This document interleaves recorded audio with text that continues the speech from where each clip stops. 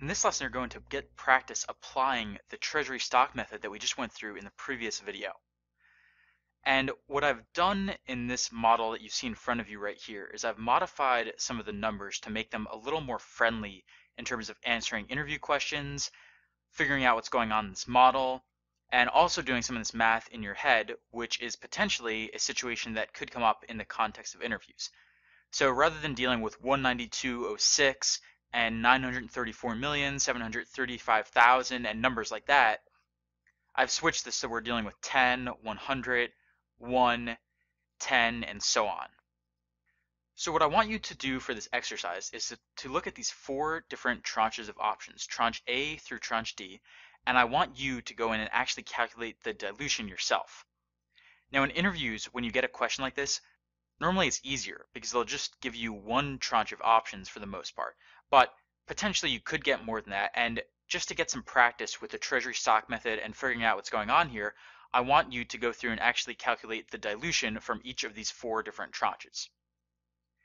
Now remember here that the key fact is that you assume number of options equals number of new shares, but you also assume that the company gets cash from exercised options. So keep these two facts in mind as you go through and calculate the dilution here. Now it doesn't matter what approach you could take. If you want, you could just calculate it by hard coding in numbers and doing calculations based on these numbers here.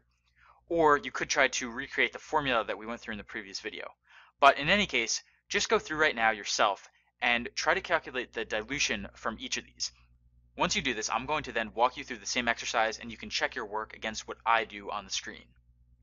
So pause this video right now and try to calculate the dilution from each of these four different tranches of options.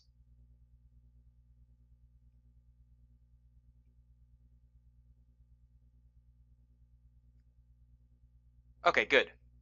So I'm going to take the approach of actually going through and filling in the formula for each one of these, but it's going to be good just to get some practice reviewing how it works and the mechanics of the treasury stock method here. So for the first one, now we see that the exercise price here is 8, which means we will definitely get dilution because it's below the share price of $10. So I'm going to say if this is above $10, then it's 0. Otherwise, we take our number of options and then we subtract how much cash the company is getting. How much cash the company is getting is just the 10 times the exercise price of 8. And then we're going to be using that cash to repurchase the shares on the open market. So I'm going to divide by the share price of 10 right here. Now another way to think about that is that you're creating 10 new shares, but you're also giving the company 10 times $80 worth of new cash, or $80 worth of new cash.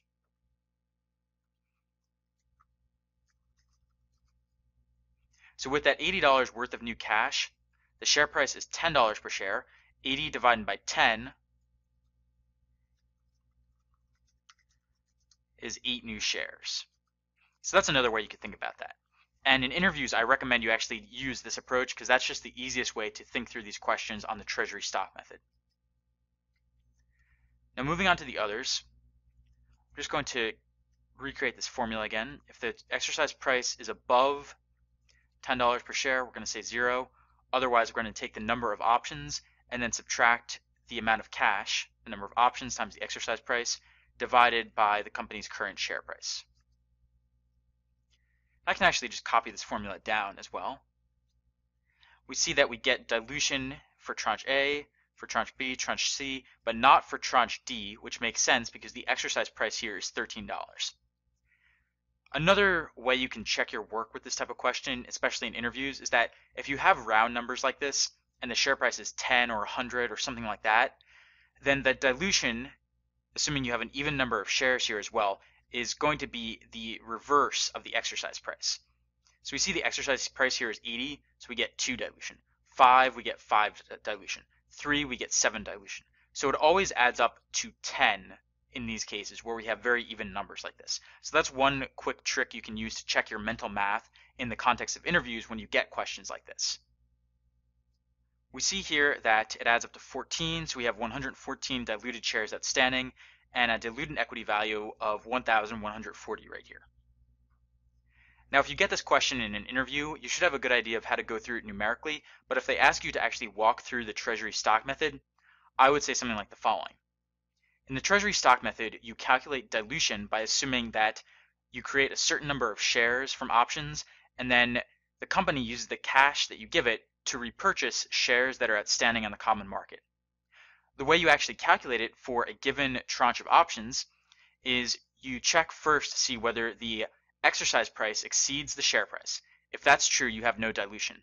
If it's not true, then you simply take the number of options, then you subtract the number of options times the exercise price divided by the share price. And what this is doing is you're saying that there would be a certain number of new shares out there, but you're decreasing the amount of new shares by taking the cash the company gets and then dividing it by the share price to represent how many of its own shares it could now repurchase. So that's how you'd walk through the treasury stock method in the context of an interview. So hopefully now you have a much better idea of how the treasury stock method and options work in the context of valuation. Coming up next, we're going to be looking at another dilutive security, which is called a convertible bond. And we'll be seeing how it is similar and different to options and how we take that into account in evaluation and some of the key formulas and metrics surrounding convertible bonds.